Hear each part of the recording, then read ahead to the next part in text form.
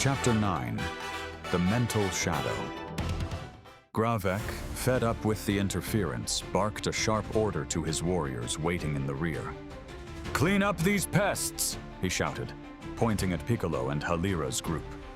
The dark soldiers obeyed instantly, diving down. Goten and Trunks seized the moment and charged at Gravek. The enemy thrust his hand out, snaring Goten in his arcane suppression and choking off his power. Meanwhile, below, the battle intensified. Halira and Milana, who were trying to protect their own, were intercepted by several of the elite warriors. They fought bravely, blocking slashes and returning blows, but the sheer numbers were beginning to overwhelm them. "Split them into pairs! Don't give them space to regroup!" Halira ordered, her voice rising above the din. Milana turned to the Torians, who were starting to get back on their feet. "You! Help us! Hold back the ones who are left!" It was then that Piccolo intervened. The Namekian moved among the soldiers with relentless speed. With precise and lightning-fast strikes, he took them down one by one with hardly any effort.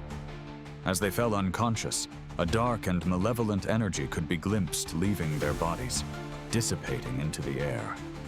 "Just as I thought," Piccolo murmured to himself. They were different.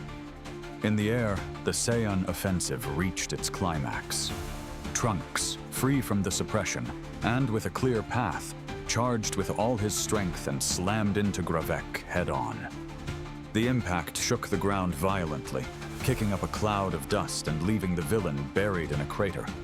While Gravek tried to recover, Goten had already regained all his power, and his eyes lit up once more with determination.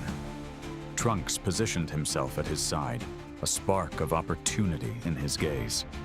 "Now," he said, turning his gaze toward his friend.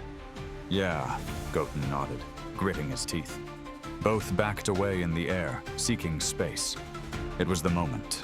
They knew Gravek wouldn't be long in getting up, and they couldn't risk continuing to fight separately. In unison, they began to perform the fusion dance. Phew! Their movements were fast, almost automatic, but the urgency of the battle caused a slight lack of coordination in their steps. "Sean!" Suddenly, a voice erupted, approaching at great speed. "Stop!" Both froze mid-motion. Piccolo appeared out of nowhere in front of them, his cape fluttering in the wind. "Your timing is off," he shouted, pointing at them sharply. "If you fuse like that, it will be a disaster." Goten swallowed hard, remembering in a flash the failed attempts of his childhood. Trunks grit his jaw, frustrated. A roar interrupted them. Gravek emerged from the crater, his eyes burning with fury. "Damn it, there's no time," Trunks muttered. "Then hold him off," Piccolo ordered. "You'll have your chance. Go after him together," he bellowed. The Saiyans obeyed. They lunged at the enemy once more. Gravek extended his hand, catching Trunks in the suppression. The boy stopped suddenly, forced to retreat. Goten, free, charged his energy in a hurry. Kamehameha! The attack crossed the distance, illuminating the battlefield. Gravek tensed his muscles and, with a fierce roar, centered his eyes on the Kamehameha. He directed the suppression toward the ki wave, instantly releasing Trunks from its effect. The beam wavered, as if it were being strangled. The energy took on a bluish hue, lost cohesion, and the pressure dropped sharply. Taking advantage of the opening, Gravek launched his own ki attack, which clashed against the weakened wave and shattered it in a blinding explosion that shook the terrain. After this, the villain briefly placed a hand on his side. Each suppression left its mark on him. Goten and Trunks stared in disbelief. What the hell?" Goten spat. "He even used that thing against a ki wave," Trunks added. "Damn it!" Gravek's body trembled from the effort, but he gave no quarter. With a swift flash, he centered the suppression on Trunks again and took him down with a brutal blow that slammed him into a rooftop. "Trunks!" Goten shouted, too far away to reach him. Gravek turned toward Goten without pause and caught him with the suppression. His ki dropped in an instant, leaving him unprotected. Goten struggled to resist, but the villain appeared before him in a blink and buried his fist into his stomach.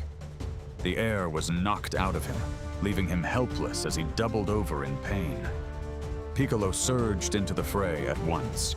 He discarded his cape and turban mid-flight, unleashing his speed as he lunged to his aid. "Get away from him!"